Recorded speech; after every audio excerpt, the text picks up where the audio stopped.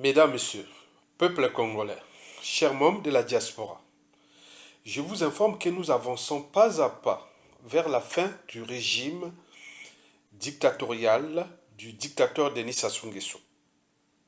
Cependant, la fin de ce régime sera pour tous problématique, c'est-à-dire tumultueuse et ou chaotique, au regard des enjeux. D'une part, la guerre des clans au sein du pouvoir en vue de la succession, soit de gré à gré ou de la dynastie. Et d'autre part, la France-Afrique en déclin et la réorganisation géostratégique Occident, c'est-à-dire USA et Union européenne, et l'Eurasie, c'est-à-dire la Russie et la Chine, en Afrique et en particulier dans la sous-région du bassin du Congo, d'Afrique centrale.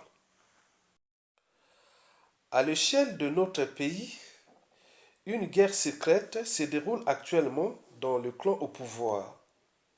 Ils vont se bouffer entre eux, on vous l'a dit et répété plusieurs fois. Et voici les protagonistes de cette guerre silencieuse pour la succession en fonction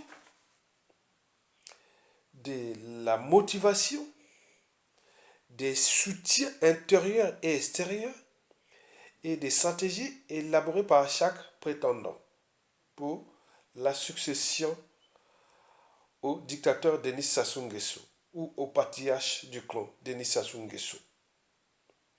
Parmi ces prétendants figurent 1. Denis Christophe Sassou Nguesso, le fiston, le fils. 2. Jean-Dominique Okemba, le neveu. 3. Jean-Jacques Bouya, les neveux. 4. Serge Aubois, membre de la tribu. Et 5 et 6 sous réserve, Charles Richard Mondiaux de la tribu et Guy Blanchard-Ocol aussi de la tribu. Toutefois, le passage à l'acte, c'est-à-dire à la conquête du pouvoir par chacun des prétendants précités, dépendra des 3 indicateurs.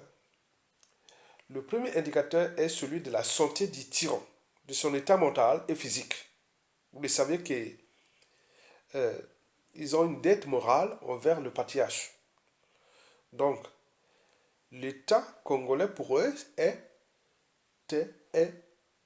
privatisé par Sassou Nguesso au service du clan. Donc, ils vont les laisser certainement mourir au pouvoir.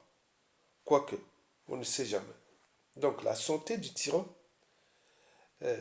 influence beaucoup sur la motivation et le déclenchement de la conquête du pouvoir par l'un des prétendants précités. 2.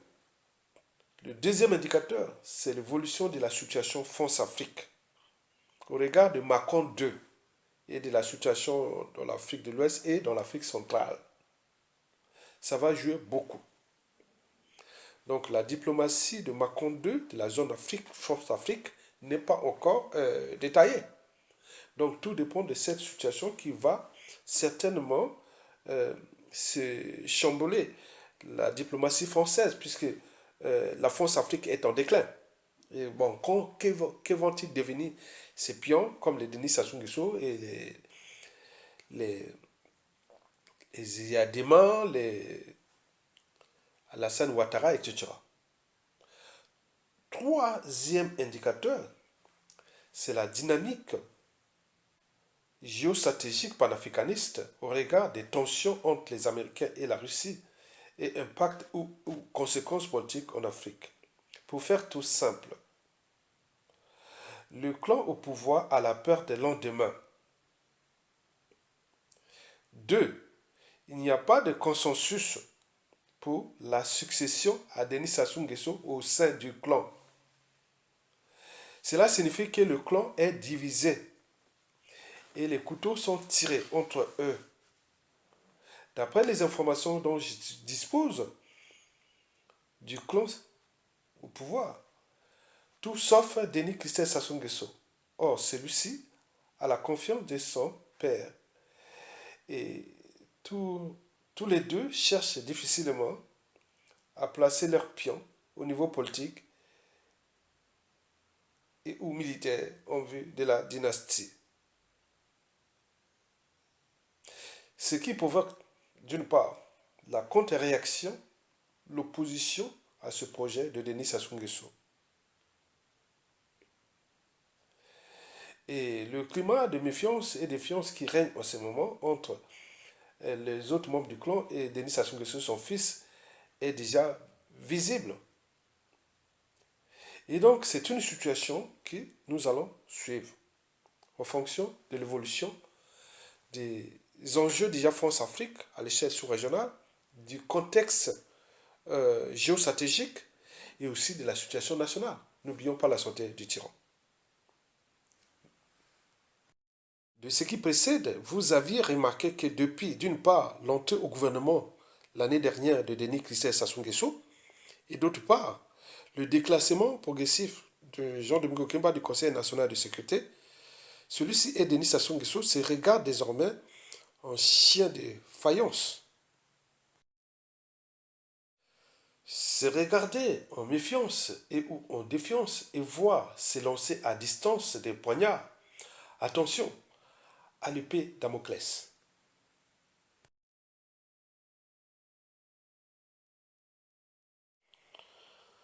Jean-Dominique Okemba et Denis Sassou Nguesso se regardent désormais en chien de faïence. Le plus habile des deux peut montrer ses crocs. On a par exemple pu voir, lors du mariage de sa fille le mois dernier, Jean-Dominique Okemba montrer ses crocs en s'affichant avec Jean-Pierre Bemba Gombo. Et pourquoi? C'était pour montrer à Denis Sassou Nguesso que ton projet de dynastie ne tient pas la route, puisque moi aussi, j'ai du lourd en RDC. Souvenez-vous de Modeste Bokadia, quand Sassou Nguesso disait à travers les réseaux dont nous avons des sources que Modeste Bokadia ne pèse pas dans la diaspora. Et pour Jean-Pierre Bemba, c'est pareil. Il aurait dit qu'il est fini. Mesdames, Messieurs, peuple congolais, chers membres de la diaspora, je vous informe que le risque d'un conflit majeur à l'échelle planétaire est inévitable. Les Occidentaux continuent à jouer avec le feu. Souvenez-vous des années 1936, 1937 et 1938, avant le déclenchement de la Seconde Guerre mondiale en 1939. Eh bien oui, nous sommes dans le même état d'esprit de l'avant-guerre. La situation de la guerre russo-ukrainienne et l'implication occidentale et notamment américaine dans le conflit par procuration ajoutent au conflit une dimension nouvelle, des facteurs aggravants. En marge vers un troisième conflit majeur qui est déjà en cours de téléchargement. Et il faut avoir à l'esprit qu'il ne manque plus que les détonateurs. L'Occident, à travers les Américains, continue à provoquer la Russie et ses alliés et autres. Donc la situation est grave. Il faut en tenir compte de cette réalité. Parce que le futur, c'est tout simplement le passé et le présent qu'on ignore. Nous avons analysé tous les indicateurs, les signaux et les facteurs déclenchant ou aggravant des conflits majeurs. Et nous sommes là au rouge. Donc il faut en tenir compte de cette situation. C'est la réalité. Du côté de l'Afrique, ou de notre continent, l'Afrique, le risque est que notre continent devient le facteur déclenchant et ou aggravant de ce conflit majeur au cours du téléchargement est réel. Eh bien oui, vous le savez très bien que nous sommes à l'Occident. Comme le Nil est à l'Égypte, c'est un don. Or, ce don est désormais menacé par l'Eurasie et les pays émergents, qui risquent de provoquer le déclassement ou le déclin de l'Occident. Or, l'Occident ne veut pas laisser libre cours à ça. Et c'est la raison pour laquelle je vous dis que nous sommes en situation difficile.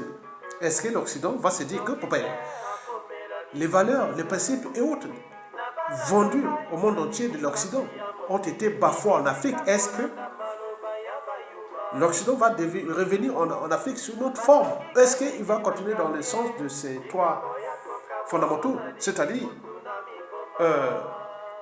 la compétition tout azimut,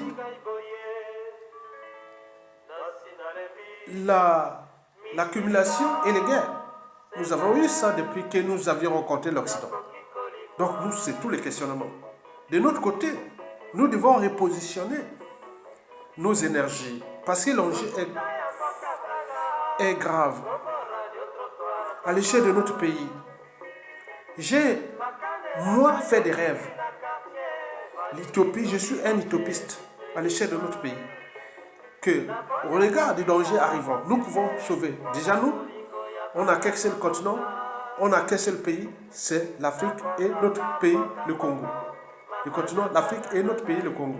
Donc, on s'est dit que face aux enjeux, donc nous pouvons déjà commencer à imposer au dictateur de Sassou Nguesso de libérer les prisonniers politiques. Et puis le dégager et rentrer dans une transition politique consensuelle. Et de cette transition, nous allons mettre en place des devoirs de mémoire, les institutions nouvelles et tout ce qui va venir après. Et à ce moment-là, nous pouvons rentrer dans une phase nouvelle d'un État. Et au moment que nous n'allons pas rentrer dans la récurrence des mêmes erreurs, les mêmes graves, les mêmes crises et autres. Donc, nous avons tout à gagner. Et merci.